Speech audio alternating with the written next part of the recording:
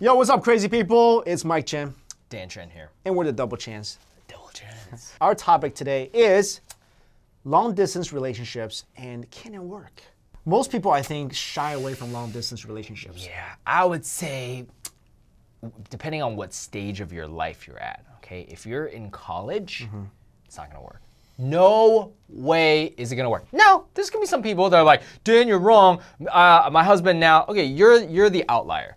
For the most part, here's why it doesn't work in college, okay? Because you're in college.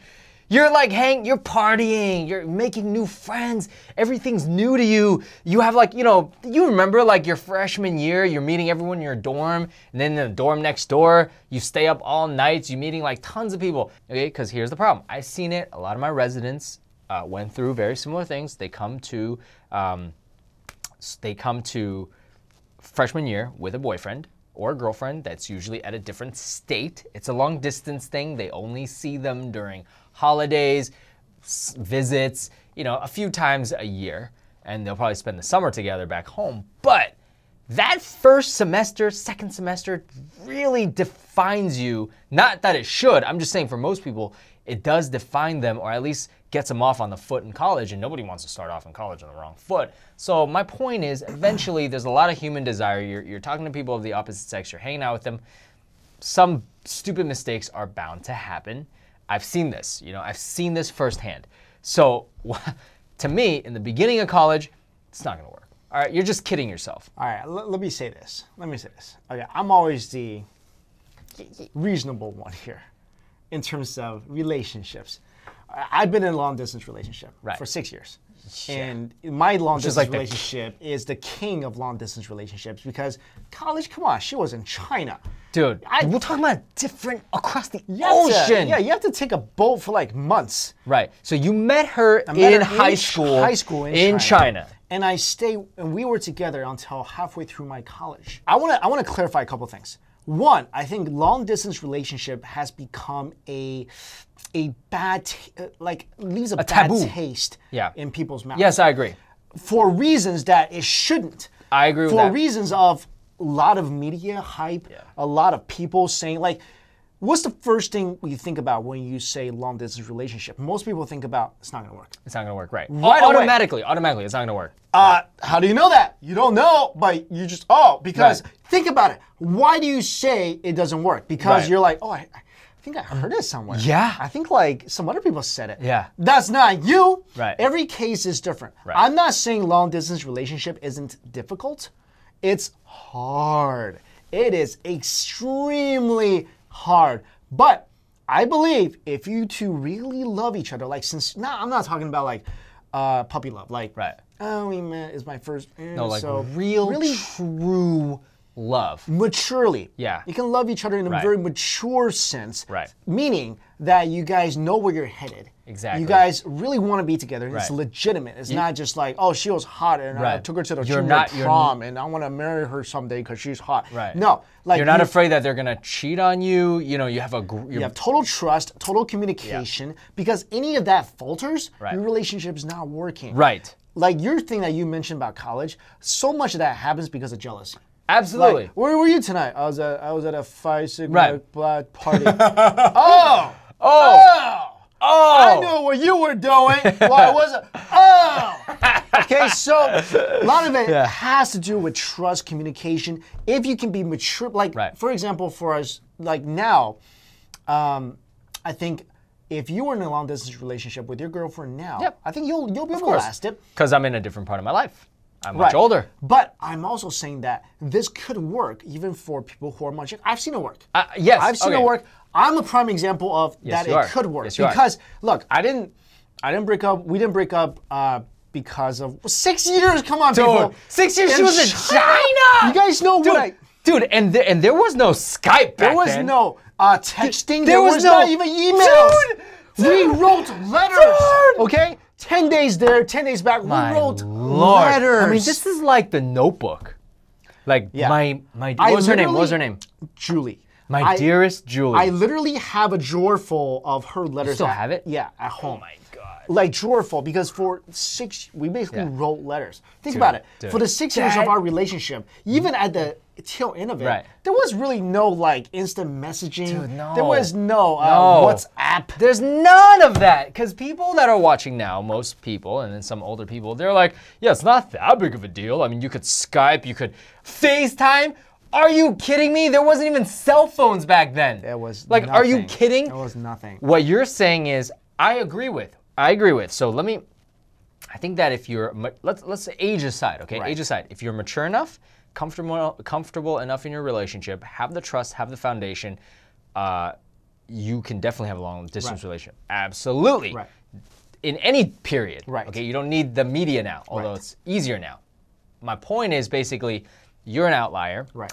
And usually human nature, I'm just basically banking on human nature, okay? I'm just saying most of you guys out there will not be able to have one for all the reasons we mentioned.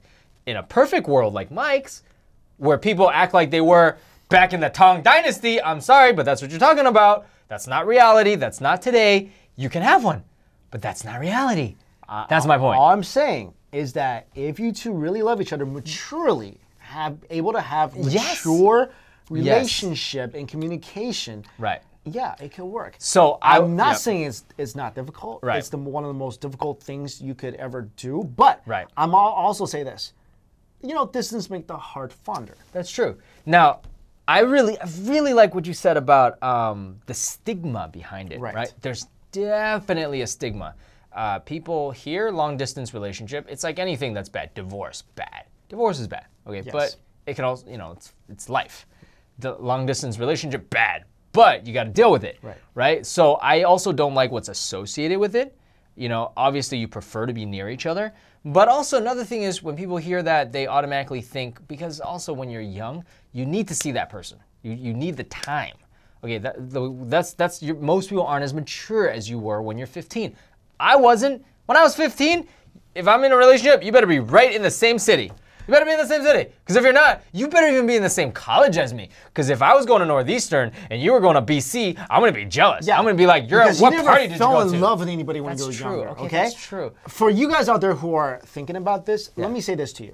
Don't be scared off by the words long distance relationship. Don't be scared off by it. My advice to you is to try it. Because here's the thing. If you really love the other person, give it a shot. If it fails, at least you tried. At least you tried. I agree with that. Don't be the person. I hate this. Don't be the person like, what about long? No. Yeah. No, don't be that. Just not doing it. It never works. Just not doing it. It could work. I'm not saying like it's not gonna work. Don't ever do it. No, I'm just saying realistically, where you're at in your life, if you're in college, it's not gonna work. All right, unless you try really hard. But later on, as you get more mature, I think that you don't even have to be in love with a person. I think that as you grow older and you're more mature about it, I think that you can even start a relationship and have it be long distance. I'll give you some examples. My cousin, and actually it's a lot of people I notice that are international.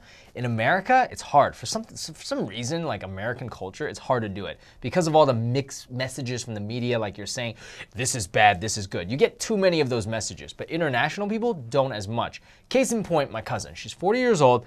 She met her now husband. She's Chinese, he's Greek. They actually both met on a work trip in Europe. Okay, so he's from Greece and she's from Australia, and they both met in either Britain or France.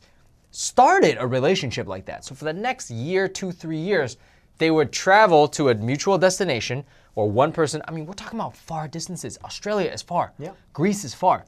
But they did the airplane rides, and they started they weren't in love when they first met. They started a relationship like that, and lucky for them, I love them both, Giannis and Ivan. After several years, they got married, and now they live together. Yeah, that's a great story, right? And if any one of them was like, nah, you live there, I live here, then they won, and they love it, and they're great together. And she's about to have her first kid. They're awesome. Yeah. So definitely, I'm with you. Look, I'm just being realistic.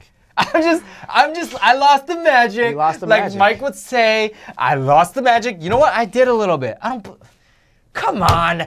Your case. Never gonna happen again in a long time, all right? Most of the people watching out there, look at yourself in the mirror. You're more like me, okay? Long distance could do it, but realistically, you're not gonna want to. All right, whatever. All right? Magic loser. Hashtag Team Mike, hashtag Team Dan. Which side are you on? Let us know your thoughts in the comments below. Our next topic is our advice segment. Here we go. We actually got this from somebody, right? We got this from a person who actually posted this many times. Thank you very much. Quite eager for us to try to tackle this issue, which is not an easy issue to tackle. So we're going to try to talk about it today. The question was posted by our viewer was, how to be happy? Ooh, I mean, isn't that the age-old question, how to be happy? It's hard for any human to try to tackle this because, look, it's different for every person. You got 8 billion, 7 billion people in the world. Happiness means something different for them. I think this is more in general, like, because if you have depression, like, I don't even know what that's like. So I have friends that gone through it. I have a parent that went through it. But I would say, you know, it's hard for me to give advice on that. Right. But for regular happiness, like if you're just like, you know what, life's kind of sucking, I'm down on life, you know, how do you, like, I think I can give advice on that. Okay, what was your advice be? For me, like, I think a lot of my friends see me as, like, always happy-go-lucky. Like, Dan's always happy-go-lucky. You know, it's not faked. Sometimes people are like, are you really like that? Yeah, I'm like that all the time. For me, this is how I always try to stay positive. I'm always the glass. He's really positive. Very positive. Yeah, Mike's like, I am the perpetual glass half full. That's the optimistic one, right? Yes. Glass half full. Yeah, of course. Right, half empty. I think the empty is the optimistic one? I don't know. I'm always pessimistic. Always. I always see the silver lining. Optimistic. Optimistic. Not right. pessimistic. Thank you. This is college education. Come on, buddy. 6 years, man. Jeez. Anyways, dude, I got my transcript recently. I'll show it to you. Anyways, it's a joke. Anyways, yeah, I try to see the positives in people in all situations. I mean, I've been in some crazy situations, okay? You have too. I always see the positive, silver lining, whatever you want to call it. Try to see the goodness in people. Try to make the best out of a bad situation. And I like the little things in life too. You know, a lot of things amuse me. A lot of things make me funny. I have a short memory, meaning that I don't hold grudges. Yeah, and if I start to hold grudges, I will actively try to, sometimes it's hard. Sometimes there's people, I don't know what it is, maybe it's a predestined relationship, but they just really irk me, all right? But still, I try to be positive and still try to be nice to them. For me, my advice, and it doesn't apply to everybody out there, for me, happiness is kind of basically finding out the meaning of life, and for me anyway. Everyone's different again. Finding meaning, finding purpose. Exactly. And I've gone through sort of depression. I'm not like you. I'm not happy-go-lucky. I'm very... You think too much. And you always weigh your good and bad I think too much. And I don't have a short memory. I don't hold grudges, but I just ponder on things, and it's kind of redunk. Yeah. We're like very opposite. We're very opposite of each other. So for me, I mean, I went through depression in college. Right. And like real depression. Real depression in college. Dang, I didn't know that. Yeah, and well, I didn't take any medication or anything like that. I got through it. Right. And so I've been there. When, like first years, second years? My junior and senior year. Whoa. Right. Okay. And nothing really made me happy. I thought I had everything. There was a chain of events. It's a complicated story. Okay. But for me, when I became happier was when, you know, when I was not happy, I always felt there was a hole in my heart. I felt there was something that's missing, and I try to fill it with, you know, girlfriend, or try to fill it with externally, basically, money, whatever. Like, but it wasn't. It was, it was something that like I couldn't really fill with any external things. Right. So for me, I started looking into religion and spirituality. I tried all sorts of things to try to fill that hole inside my heart. And it worked. And the spirituality element actually really did fulfill the hole in my heart, and that made me really happy because I felt, you know, like I kind of figured out, at least for myself, what I'm here to do. Right. And what the purpose of me existing is. And then when I figured that out, everything else just became better. Yep. And I became happier because I wasn't always so thinking so much about like how to fill this emptiness I felt. The emptiness kind of went away. Kind of like sometimes, you know, I watch a lot of rom-coms. And sometimes you hear the line of, you know, when I'm with you, the emptiness kind of goes away. Wasn't like that with me in any ways that a human being could feel, but for me it was spirituality, and I was able to really become a better person because of that. Yep. Same here. You know, I think that like I started out positive, but when I found spirituality, it made it even better. Because now like a lot of things I can get. See, for me, it's all about, I don't want to be negative. So I got to do whatever I got to do to get over the negative stuff. So usually I can get over the negative stuff, but there's certain stuff you just can't get over, whether it's somebody you hate, whether somebody really bad happened to you, your friend, your family, but spirituality has allowed me to put those things into reason, context, and it allows me to get over them quicker, and then I can be positive again. Right. I mean, to me, like, I practice Buddhist principles, and for me, Buddhism teaches a lot about karma, about karmic retribution. So dude, you took one of my questions I was going to ask you later. So basically, whatever you're doing to people, like if you're doing something bad, then you're getting karma. Yeah. If you're doing something good, you're earning duh, which is like positive. Virtue. It's like the good stuff. Right. Yeah. So that's how I try to live my life. Is I want to try to do good things, not because I'm trying to gain brownie points. I think when I do good things, it helps other people. It helps me become a better person, and in turn, that makes me happier. Yep. There you go. So. Wow, I mean, those are really just brushing the surface. You know, there's so many ways to try to make yourself happy. There's no way to answer this question because everybody is different. Right. But I think my advice for you guys out there is continue to look, never give up on your quest to be happier. Right. Everyone can be happier. Right. And there's always a way, a method out there. There's always something that will make you happier. Just don't stop looking for it. You know what I love? I love hobbits. Why do you love hobbits? All right, I love hobbits because I've been reading Lord of the Rings, and I was also watching documentaries about J.R.R. Tolkien, and it said that he based hobbits on when men were simpler. So they are humans. Just the physiology is different, but the same parts and everything. They're shorter. They don't like society. They don't like machines, but they love life. They all love the finer things in life. They don't like war. They don't like, so I like that, you know, because it's like. You know who I like? I like Forrest Gump. Oh, Forrest Gump. I love Forrest Gump. You guys, those of you who watch some videos about me, that's my favorite movie. Yeah, dude. Because I think Forrest Gump, he's actually quite a happy guy. Yep. He was miserable because of Ginny. Come on, Ginny. But even then. Yeah, Ginny. Even then, because you know why? He doesn't saw the goodness in her. He never overthinks things. Yeah. I think that's my advice number 2, I guess, if I want to add on. Keep it simple. Don't overthink things, guys. Don't overdo it. If you overthink things, you just make yourself more miserable. And that's definitely rooted in spirituality, right? Because for me, I believe there's a higher power. Sure. So to me, I'm insignificant. So why am I going to spend so much energy thinking and not thinking, but worrying, when I could spend it on making the situation better, or 2, you know, doing anything else positive. So anyways, but yeah, stay positive. Yeah, tough question, hopefully. But it's a good question. Yeah. Definitely. So hopefully what we talked about helped. All right, on to our rapid fire segment. All right, 60 seconds on the clock. Dan, your question, go. All right, this is kind of along the lines of what we've been talking about today. Do you believe in love at first sight? Start. Yeah. Of course. Okay, explain what that is, because I don't. What is that? I believe that we're all connected by our karma. Like, I believe in reincarnation because I'm essentially a Buddhist. Right. And I believe that we all had many past lives before. Okay. And we developed these connections with each other throughout those past lives. Sure, but how does that translate to love at first sight? Let's just say, let's say you and a girl. Yeah. You've been married, let's say, I don't know, in the past, 10 lifetimes. Tang Dynasty, whatever it is, yeah. And then and then you always have unresolved feelings or whatever, so you always end up together. Right. So in each lifetime, you see the person, you automatically kind of get a sense that, all right, that's the person I'm supposed to be with.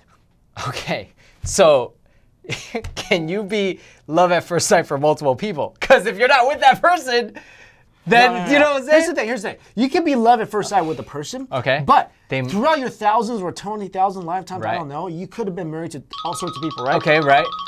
But what I'm saying is that you could be in love with this person. So you see her, you're supposed to be together, you fall in love with this person. Right. If it doesn't work out, look, there's other people you've been reincarnated with. Okay. That you might also fall in love at first sight with. So you believe it's possible to be multiple love at first sights? Yes, but I think... So we're totally extending this. Okay, finish that up, though. But I think that if that's the person that you're, okay, I believe in fate. Right. I believe in fate. Stop taking my questions, man. You're taking my every question I have. Stop making up questions about the same thing. Ah, that's true. It is the same thing. It is the same thing. All right, I believe in fate. I believe there's always somebody you're supposed to end up with. And that's sort of beyond your control. Your destiny is going to bring you two together. And that's the person you're going to feel the love at first sight with. I think other people, you might feel love at first sight because you feel the connection with them based on your previous karmas. I don't know. I believe in the connection. But that might not be the person you're supposed to marry. Right. I believe in the connection, but what do you think I'm going to say about love at first sight? Yeah, you're a skeptic. There's no such You're a or at least in a modern loser. sense, there. Whatever, dude. Anyways. Team Mike, Team Dan, love at first sight. Let us know.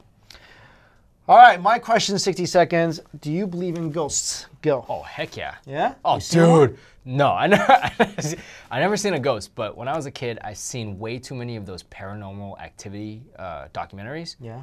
About people talking about like experiences. Unsolved Mysteries. Yeah. Look, to me, if there's enough accounts of it, it's real, okay? Aliens are real, all right? You guys might think I'm crazy, but millions of people on this planet are not just making this up, okay? I've never seen an alien in my life, although I've seen a video of possibly what I thought was a UFO. But anyways, yeah, I believe in ghosts, spirits, malevolent spirits. I mean, of course, man. You gotta be an idiot not to believe in ghosts. Yeah, I believe in ghosts too. And my college dorm was actually haunted. That's crazy. I think one night, no way. I think one night I heard a ghost, like, seriously, this is like for real ghost story. Okay. Like, I don't think I had enough time to tell it. Okay. So, no, I don't have enough time to tell it. Let me tell you why, let me tell you, when you said about that, what reminded me, you know how ghosts are real? Yeah. Remember that game, Ouija? Oh, yeah. That's Ouija board. I'm not moving it. No. I'm not moving it. Don't play with that, guys. Do not play that game. Worst, most frightening night of my life. And that's not this generation of kids. That was like back in the 80s, 90s. Do not play that game. Don't do it. Horror movies start with that game. I couldn't sleep that night. Dude, I could sleep for like a month. What was the nerdiest thing you've done in your entire life? Go. Nerdiest? Define nerdiest. Nerdy, like I've done a lot of nerdy things. Like what? I played chess. I played Pokemon cards. Okay. I collected Pokemon cards. I did what's called a live action role play where you dress up. You like dress up as a character and you pretend to be that character in the woods and talk to other people who are pretending to be characters. That's like nerdy. I think I went like to the pretty bad. Like, what's the nerdiest things you ever done? I did a lot of geeky things. Like I don't know about nerdy things. Like, I dress up as a ninja all the time. Like, yeah, that's pretty geeky. Like, you know, I did that. Like, I cosplay without going to a Comic-Con. Like, that's kind of whack. But it wasn't Halloween? No, it's just like, I was just dressing up. Like, oh, look what I look like when I'm a ninja. All right, that's pretty. All right. Okay, nerdiest thing, probably I joined the Math Busters, which is a math team. And, you know, I won a ribbon. I don't know. That's pretty nerdy. And my name was in the paper because I won a ribbon. All right. It's pretty nerdy. You know, I joined the what do you call those? The trivia answering. Trivia geeks or whatever. I sucked. I didn't know anything. All right, my question to you, 60 seconds. If you could have any animal as a pet in the world, which animal would it be? Why? Go. Ooh, assuming that it's going to attack me? It's not going to attack you. You can tame any animal you want. Oh, that's a hard one because you know when you're little, you want you like secretly wish for animals to be tamed. Well, what do you want? So mine would be either a cross between either like a lion, No, you can't have a cross. no, not a cross. I mean, I can't decide. So either a lion, tiger, or a bear. You can have a liger. No, I don't want a liger. I would want a cheetah probably. Why? Because they're fast. So what's it gonna do for you? Catch stuff for me. Catch what? And, you wanted to catch a rabbit for you? Like for sport, What are you gonna do? Like you're gonna just take it out to like the Central Park and catch a squirrel? That'd be awesome. All right, what would you want? I want a bear. You want a bear? I was thinking about a bear. Because I've seen this guy who has a pet bear. No. And the bear's all hugging him and stuff. And it's not the guy, grizzly man that got killed. No, it's some other guy. And better than a bear. I want a panda. Yeah, I want a panda. It's just like hugging a panda. Yeah. Plus, the panda really doesn't want to eat you because it eats bamboo. A panda can eat me too. Yeah. All right. Okay. All right. 60 seconds for you. What's your question? What foreign language, any foreign language, which one would you want to be able to speak? Go. Fluently. Chinese, and I speak it. No, dude. Besides Chinese and English. If I could grant you a magical pill. Here's what I did. Right. I took Japanese for a year. But is that the one you want to learn? Yeah. You want to learn Japanese? I want to learn Japanese. Why? Because I want to watch anime. That's the stupidest reason. You know what? I wanted to go to Japan, okay? I applied to the JET program, discriminated against me because I'm Chinese. I want to go to Japan. Japan's cool. You know what I want to learn? What? French. Because, you're it's so romantic. Hard. No. Whatever. It's so hard to say. Why? It's not hard to say. Yes, it is. Yes, it is. That's not the hardest language to learn. It is the hardest language to say. No way. No. Can you say something in Arabic? Yeah. Like what? I actually can, but I won't because it's a curse. Actually, my Arabic pronunciation is very good. Whatever. I used to have 2 Arabic neighbors. Whatever. They told me it was really good. Whatever. French is impossible. And when you're in Europe, half the people there speak French. What do you mean half the people in Europe speaks French? Name the countries that speak French. Switzerland, Austria, France. 3. Dude. Is that half of Europe? Dude. My geography might be off, but is that half of Europe? No, listen, bro. I met a lot of international people, and they happen to speak French. Okay. I'm telling you right now. Half of Europe speaks French. First of all, that's pretty much half of Europe speaks French. Whatever. I'll look that up for you. Go look it up. Dude, I'm telling you, dude. All right, here's my question, 60 seconds. If you could have a conversation with any historical figure at any point during history. Ask you this one. Well, then you did it. That was my question. So I already have the answer ready because I know if Whatever, so go. Beethoven. Why? You know he's deaf, right? Isn't he deaf? If I could have a whatever. Write it down. Write it down. Can he read? Does he speak English? Sure. Is he Listen English? to me. I don't even know that. No, he's German. He's Austrian. Then He's how is from he gonna, Bonn. Then how is he going to read it? Okay, that aside, I want to talk to Beethoven. How? I want to just the Beethoven's reason. sitting next to you. You can't even do anything. Dude, we talk in music. Google Translate. We talk in music. Whatever. I want to know. I want to know all the. I love Beethoven. I love all his symphonies. All his quartets, the string quartets. I know. I took a class in Beethoven in college. I know his life. I know all the periods of his. I want to talk to him. I want to be like, dude. So like, when you wrote the 5th Symphony, right? When you wrote the 9th Symphony, like what? Describe the feeling when you turn around and you saw people applauding because you were deaf. I would love to talk to Beethoven. That's my dude. In fact, I think I'm the reincarnation of Beethoven. Really? Yeah. Your piano playing is not that good. It's all right. All right, who would you talk to? Oh, his time is over. No, come on, dude. Dude, come on. Yeah, dude. I would talk to the first emperor of China. Not Qin Shi Huang, but Huangdi. Oh, Huangdi. Yeah, because he was a wise man. Oh, dude. Dude, you know what I'm gonna do? I'm gonna steal some of yours. I wanna talk to That's all your the Chinese. It's stealing my stuff. Dude. That's your life. Because ancient history. Yeah, whatever. Oh, I would go back. You have Beethoven. That's all you get. You No, get Beethoven. no, I That's change it. I'm changing it. You're not changing it. I'm going back in time. I would talk to maybe like one of the great No, rulers. we're cutting it. That's it. All right, guys, comment us, follow us on Facebook, Instagram, subscribe to this channel, all that good stuff. Don't forget to give us topics and questions to talk about. We do, as you can see. Yeah. As you respond know, to them. as you are seeing, Double Chin is coming at you almost every day now. Definitely. Almost. So, yeah. Dude, ask us some truth or dare stuff too, you know? all right. See you guys. Peace.